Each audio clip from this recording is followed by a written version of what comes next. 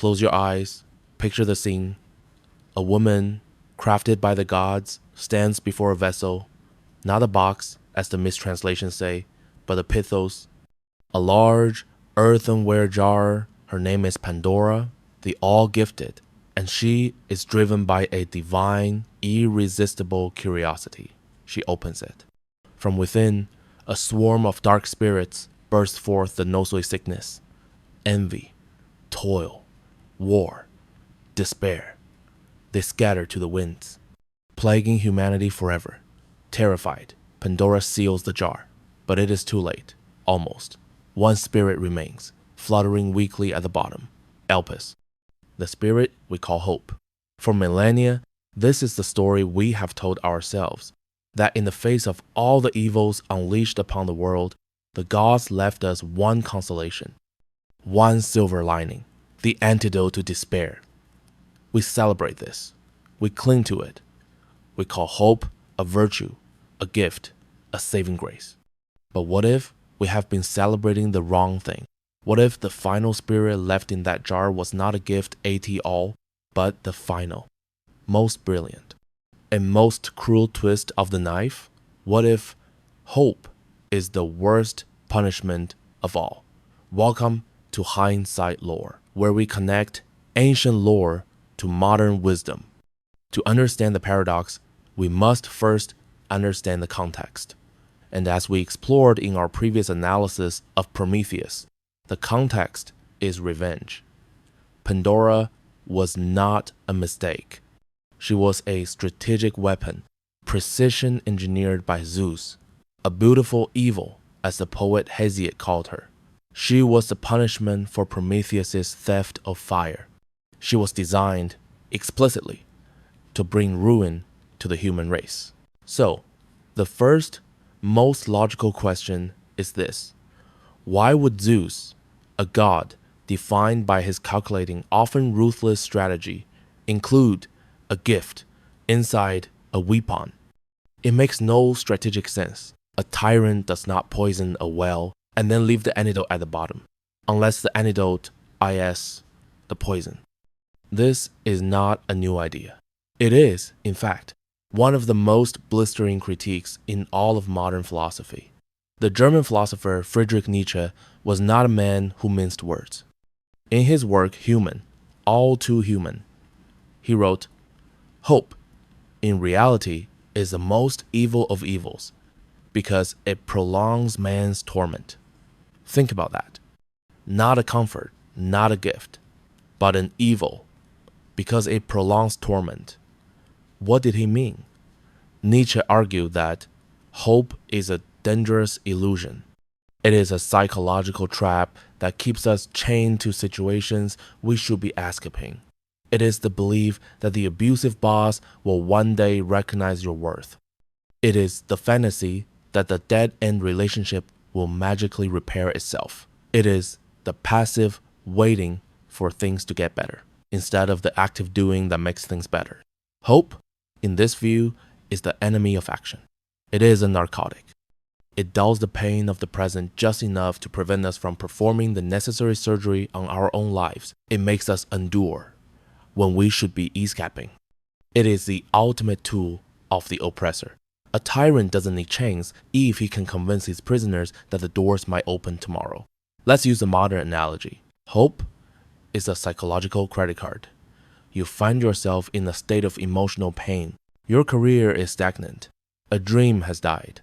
You are faced with a cold, hard reality that is deeply uncomfortable. This discomfort is a signal. It is your mind telling you action is required. Change is necessary. But change is hard. Facing reality is painful. So instead, you swipe the credit card of hope. Click. It will all work out. One day my time will come. Things will get better on their own. You get an immediate hit of relief. A small loan of comfort. You've just bought an emotional product you cannot actually afford. But the bill always comes due. And that bill comes with interest. The interest is the time you wasted waiting. The interest is the deeper disappointment when reality finally shatters the illusion. The interest is the failure to adapt. the failure to grieve the loss and move on. You haven't solved the problem, you've just delayed the payment. And in doing so, you have allowed the debt of your suffering to compound. This is the case against hope. It is a philosophical poison, a psychological trap, an illusion that keeps us passive, stops us from acting, and, as Nietzsche said, prolongs our torment. The case is strong, it is compelling, and it is logical. And yet, a deep, fundamental contradiction remains. Turn on any documentary. Read any history of survival. The prisoner of war, tortured for years. The Arctic explorer, lost, frozen, and starving. The cancer patient facing a terminal diagnosis when they are interviewed after their impossible survival. What is the one word they all use? The one force they credit for pulling them through? Hope. If hope is a poison, why is it the only known antidote for despair? If hope is a trap, why is it the only tool that seems to set us free? Is the philosophical view brilliant, logical, and completely wrong? To resolve this paradox, we must leave the philosopher's armchair and enter the psychologist's laboratory. The problem, it turns out, is not with the concept. It is with our language. We are using one word, hope, for two completely different psychological states.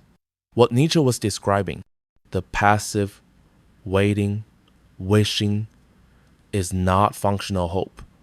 It is, at best, optimism. At worst, it is delusion. True, strategic hope. The kind that survivors wield is something else entirely. It is not a feeling. It is a process. In the late 20th century, the psychologist C.R. Snyder at the University of Kansas developed what we now call hope theory. After studying thousands of people, Snyder defined hope as a cognitive, motivational system. It is not a passive emotion. It is an active mental discipline, and it is made of two non-negotiable components. First is agency. This is the will. It is a deep-seated belief that you can and must act. It is a core internal engine of motivation. It's the belief that your future can be better than your present, and that you are the one who must make it so. Second is pathways. This is the way. It is the ability to generate routes to your desired goal. Crucially, Snyder found that people with high hope are not people who find the one perfect path. They are people who, when path A is blocked, immediately and instinctively begin brainstorming path B, C, and D. Agency is the engine. Pathways are the steering wheel and the map. You must have both. Agency without pathways is just baseless optimism. I'm going to be a millionaire with no plan. Pathways without agency is just a list of wasted opportunities. I know how to get promoted, but I just don't believe I'm good enough. True hope is agency, plus pathways. It is the will to act, combined with the strategy to succeed. And this is not just motivational self-help. It is a biological imperative. What is the placebo effect? The placebo effect is Snyder's hope theory made manifest in our flesh. When a patient is given a sugar pill, but believes it is a powerful drug, they are activating agency. I believe this will heal me. That agency, that belief, then triggers the brain to create REL physiological pathways.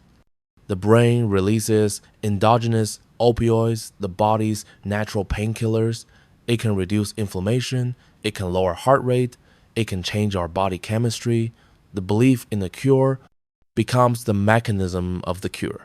Hope is not just in your mind. It is a force that changes your body. And there is no greater case study for this power than one of the darkest chapters in human history. Viktor Frankl, a psychiatrist from Vienna, imprisoned for 3 years in Nazi concentration camps, including Auschwitz. In his masterpiece, Man's Search for Meaning, Frankl wrote about what he observed.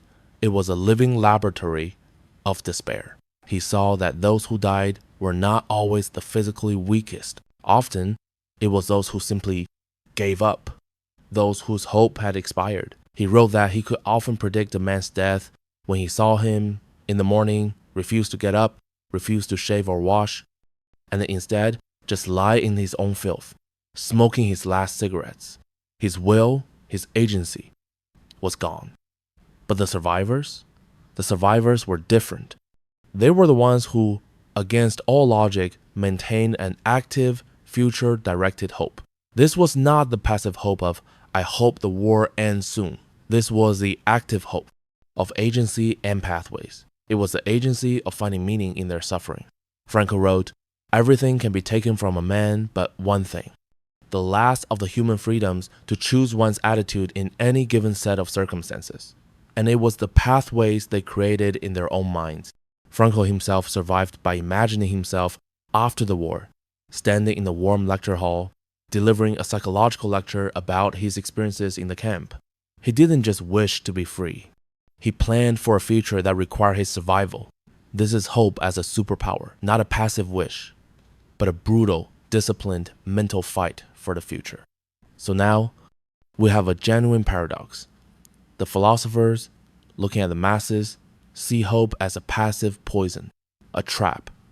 The psychologists, looking at survivors, see it as an active strategy, a weapon. Both are right. Hope is simultaneously our cruelest liability and our most profound strength. How can this be? And what does this tell us about what really happened when Pandora sealed that jar?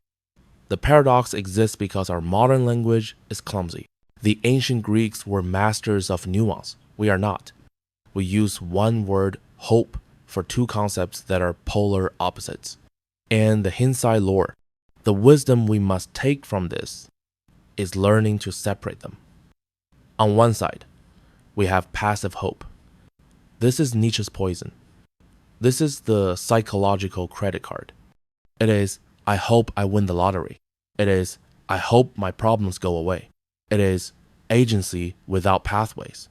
It is a wishbone waiting to be broken.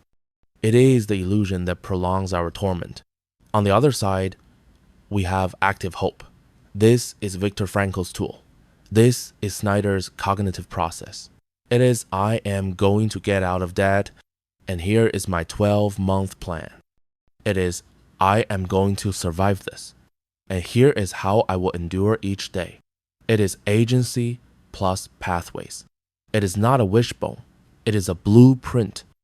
The philosophers were right about passive hope.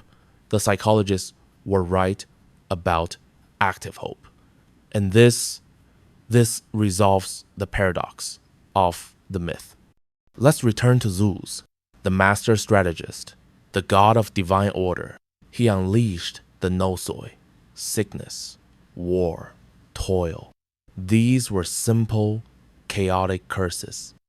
They flew out and assaulted humanity, undirected. But Elpis, hope, that was different. It was not a simple spirit. It was a power. It was a technology. It was the cognitive tool that allows a human mind to build a future. And this is the Hindsight Lore. Zeus did not trap hope inside the jar by accident. He did not leave it as a consolation. He secured it. He kept the antidote separate from the poisons. The evils were unleashed upon the world, and we are powerless to stop them from existing. But hope, active hope, was kept contained. Why? Because it had to be sought. It was not forced upon humanity. It was held in reserve. To get it, you had to make a conscious, deliberate choice to go back to the source of your trauma, to go back to the jar, to open it, look inside, and retrieve the tool for yourself. Hope wasn't the last punishment. It was the only solution. It was a strategic weapon so powerful it could neutralize all the other curses combined. If, and only if, you made the conscious choice to wield it. This is the wisdom for us. Right now, we are living in an age of anxiety, drowning in passive hope. We hope the climate will fix itself. We hope the economy will improve. We hope our lives will find meaning. But the myth of Pandora warns us, hope is not a feeling that visits you like a gentle breeze. Hope is a discipline you practice. It is the most difficult, most analytical, and most necessary work we can do. When you feel the modern despair of burnout, passive hope says, I hope my boss quits. Active hope says, my agency is to regain control of my life. My pathways are 1. I will update my resume. 2. I will learn a new skill. 3. I will set firm boundaries when you face a personal crisis. Passive hope says, I wish this wasn't happening to me. Active hope says, this is happening. My agency is my response. My pathway is the next right step, no matter how small. Active hope is the engine of all human progress. It is the difference between wishing for a future and planning one. The Pandora's paradox is solved. Hope is a tool. And like any tool, it can be a weapon that traps you in delusion, or a lever that can move the world. The genius of the myth is that the choice was left entirely to us. The evils are in the world. We cannot change that. The tool, the weapon, is in the jar. The question Hindsight Lore leaves you with is, are you merely hoping, or are you planning?